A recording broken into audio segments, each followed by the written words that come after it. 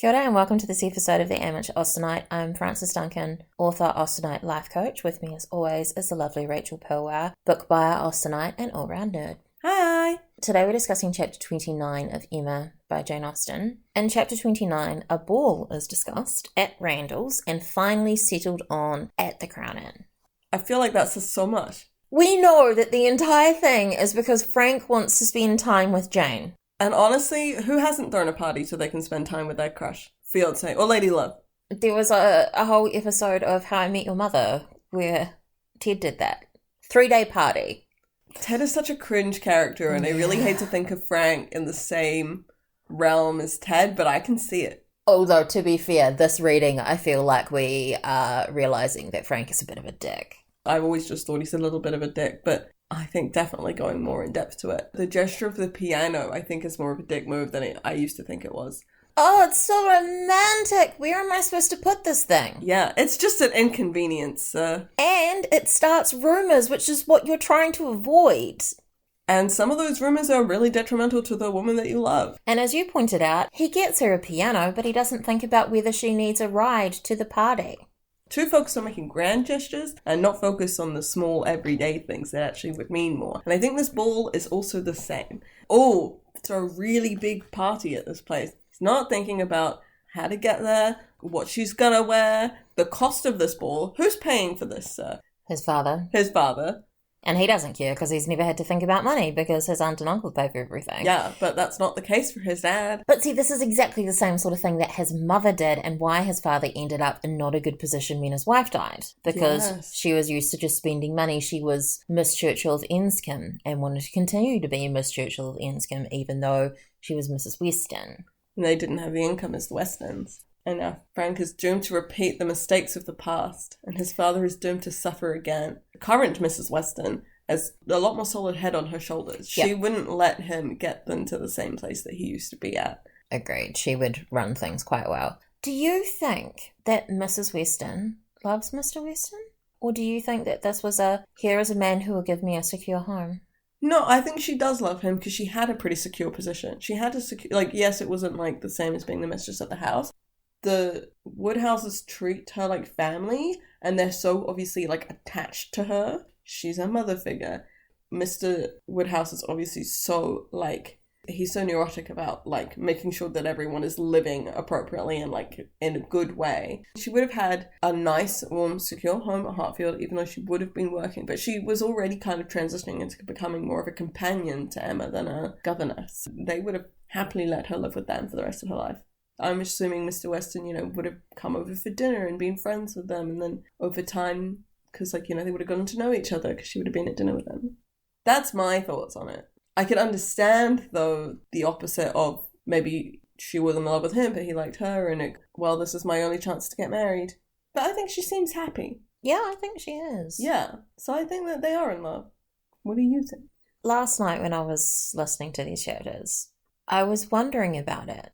I'm reading a book called A Lady's Guide to Fortune Hunting. The main character, obviously, is trying to marry someone for money to save her family. We can see her perspective. So we're like, yeah, we want you to marry someone for money to save your family. Because it's not just about you and it's not just about being money hungry, it's trying to survive.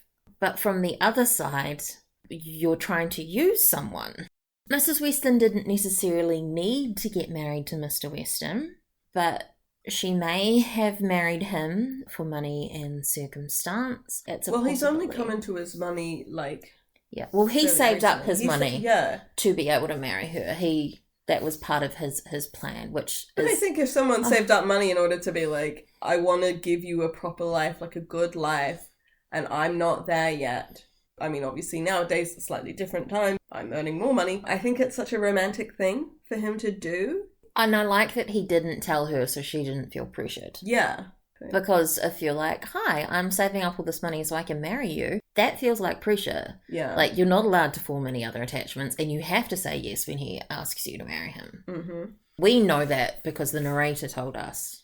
If she didn't know that, then she also had less incentive to say yes for money. Because if she didn't know he was saving up, she didn't know that he was accumulating money. She probably thought he was just in the same position he's been in. Or maybe she did know he was saving but not to marry her. And it's I don't think it would have been enough to persuade her to say yes just because, unless she genuinely wanted to be with him. Does then make me now question Frank and Jane's relationship, and why did she say yes? Because that's the other thing. Because Jane is definitely a lot poorer than Frank. And did she say yes because she genuinely fell in love with him? Or did she yes for the money because that would help her family? Miss and Mrs. Bates definitely could use the money, that they're keeping it secret so Frank doesn't lose the money. But also, does Frank genuinely love her? Or does he just think he does because she's beautiful? It's hard to say, isn't it? Frank is a very shallow man. Money and status and beauty. And I bet he feels great being like the big hero. Grand gesture of giving her a piano because she's a musician, but not thinking about the little things like her having to walk in a winter evening to get to a party. He thinks about how he looks. But he gets to rescue her from this life of drudgery. Isn't that enough? No, it's not. Maybe she said yes so that way she's not having to live in poor conditions, so that she can take a carriage to the next party, or so that she doesn't feel so burdensome maybe to her friends and the people who have looked after her. It's not like she's going to find anyone with more money. And it's kind of a woman's job to get married, so it's not bad to give up being a governess to get married. This is also a job that you should be doing. Society would at this time would probably say it's better for you to be a wife than a governess. She's making a smart choice for herself, but is she actually in love with Frank, or is she just pretending? I think we're supposed to believe that they do genuinely love each other. Circumstantially, we could argue that both of them have other motives. Everyone in this book has other motives. Frank wants to be independent of his aunt and uncle. Loving someone that his aunt wouldn't approve of, I bet feels really good to him. He's probably never felt like he's been able to rebel while they've adopted him and he's got the Churchill name. He's still not their actual biological son. And they could potentially change their minds at any point. Maybe he's always felt that he has to behave, but now that he's met this beautiful woman who his aunt wouldn't approve of and she's like on the way out, maybe now's the time to rebel by falling in love with a pretty girl. I'm writing, in theory, a book that's scenes from Jane Austen that they could fit into the context of all of her novels. And somehow it's ended up that both the ones of Emma are about Frank and Jane. It was so unintentional. But I feel like their romance is so much more front and centre than any that Emma is experiencing with Knightley. When I watched Rational Creatures, which is a web series based on persuasion, the relationship between the Benwick and Louisa characters felt more central than the main couple. I kind of liked it. I could see how that would work. It was unintentional on the creator's part. It was completely unintentional. They're not as prevalent as like some of the like Frank and Jane being the other secondary couple, but I could see how you could easily make a case for them being I think it's just a more direct storyline in some ways. The opening to this chapter is just hilarious. It may be possible to do without dancing entirely. Circumstances have been known of young people passing many, many months without being at any ball and no material injuries of body or mind. You don't need to go to the club to have a good time. You could just go to bed.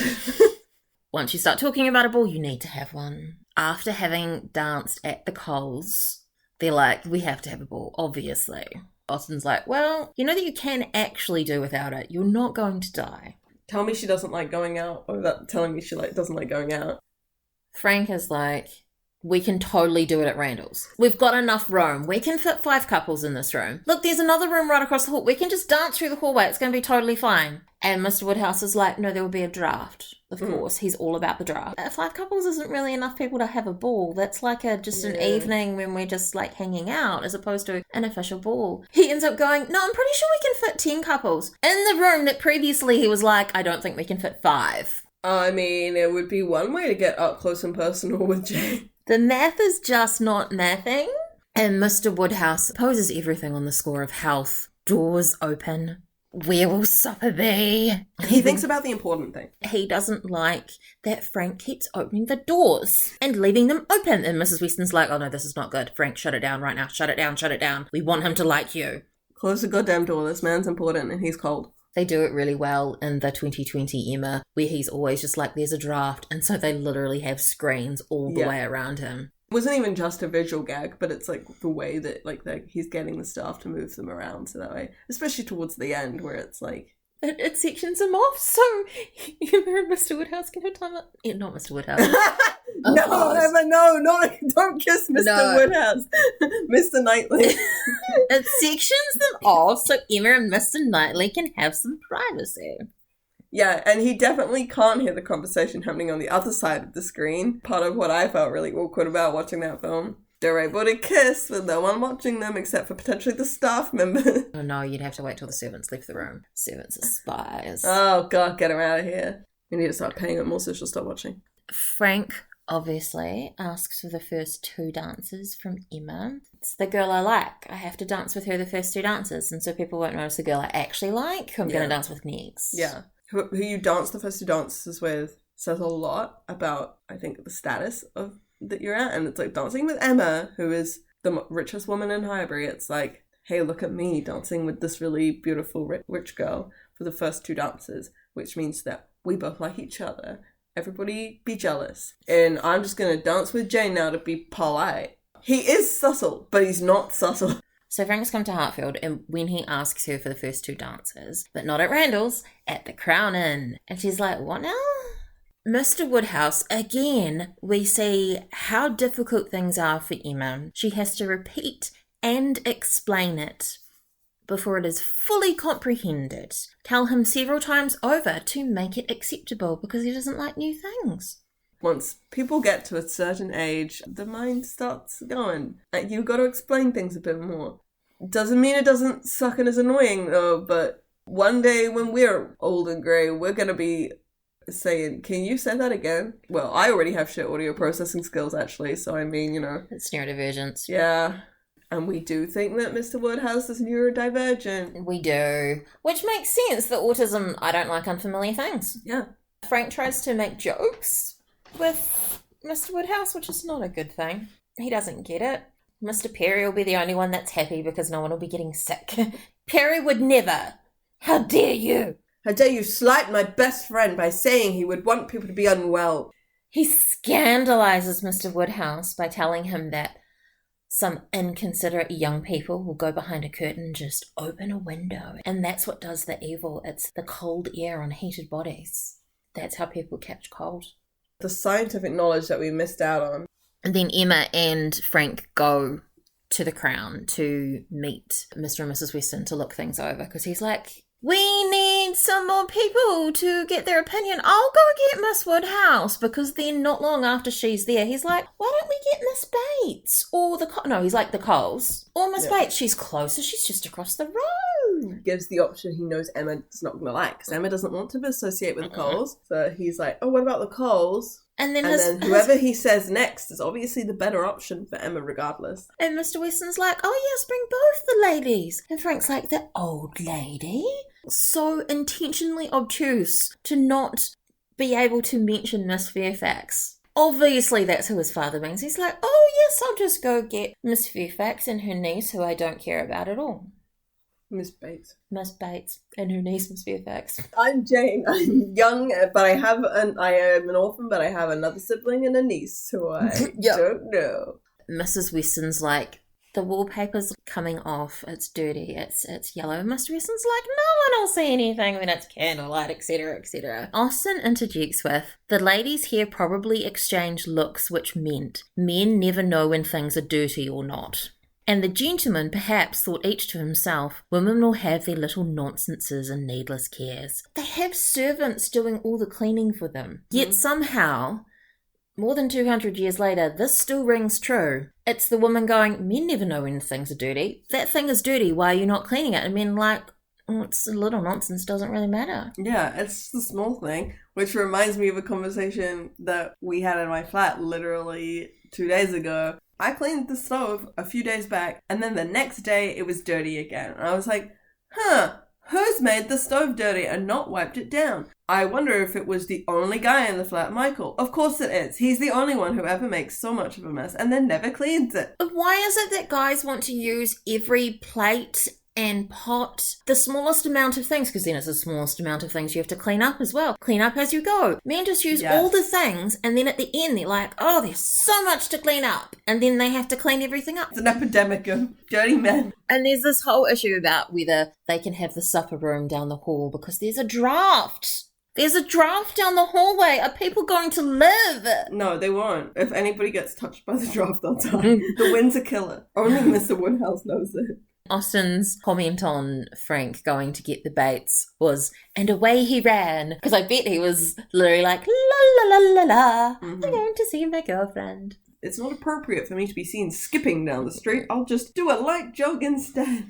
When Miss Bates and Miss Fairfax arrive, they've already just agreed everything, so they can just go, yeah, that's a great idea. The Westons are completely fooled because they heard Frank ask Emma to dance. And they're like, we'll spend any amount of money for you to be with Emma, for you to fall in love with the woman we want you to fall in love with, who we already care about so much and love her like a daughter. Please make her our daughter. Please make her our daughter. Please make her our daughter. Also, you know, you're rich, she's rich. We'd be looked after so well in our old age. This ball's expensive, but we don't have to be the only people paying for it. Let's go to a ball. And that's our discussion of chapter 29 of Emma. I've been Frances Duncan. This has been Rachel Pilwer. Bye. Thank you for listening, and we wish you happy reading. We're always on topic and completely focused, 100%. No, too busy slagging off Frank. Isn't that fair enough? Yeah.